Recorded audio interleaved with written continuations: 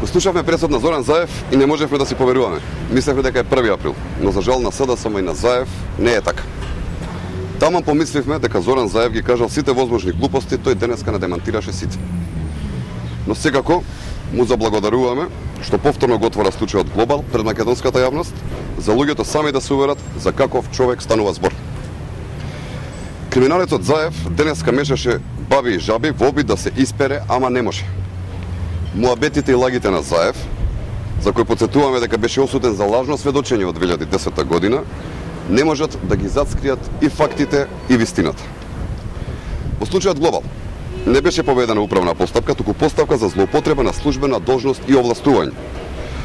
Во случајот Глобал не беше поведена постапка против приватна фирма, туку против вршител на јавна функција.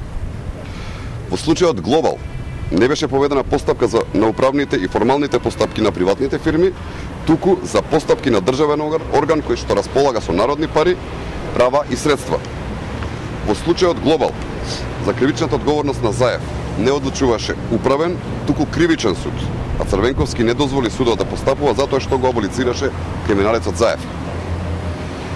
Да подсетиме дека кривичната одговорност можеше да се утврди само ако постапката не ја запреше Бранко Црвенковски во актот на аболиција. Ако Заев и Црвенковски знаеа дека нема криминал во случајот Глобал, немаше воопшто да искористат аболицијата за која претрпеа огромни критики од целата стручна јавност во Република Македонија. Исто така, господине Заев, ние од ВМРО ДПМН неколку пати јавно ве повикавме да се откажете од аболицијата, што ја овозможи Црвенковски. Вие тоа не го направивте, а да бевте чист и чесен, сигурно ќе го направивте и немаше да дозволите да бидете во исто време оцрнет пред целата јавност и да бидете до крајот на животот должник на Црвенковски. Но за волја на вистината, би сакале да подсетиме дека фирмата на која што се повикува Заев, дека е неутрален субјект, е во собственост на лицата Бранко Стамболиски и Горан Крстев, кои што пак се косопственици и во една друга фирма, Сара Инженеринг, каде што собственик со нив е родениот брат на Зоран Заев, Бице Заев. Тоа е доказ дека бизнис делките се случувани во тесен круг на кланот Заеви и нивните бизнис ортаци. За да биде појасно,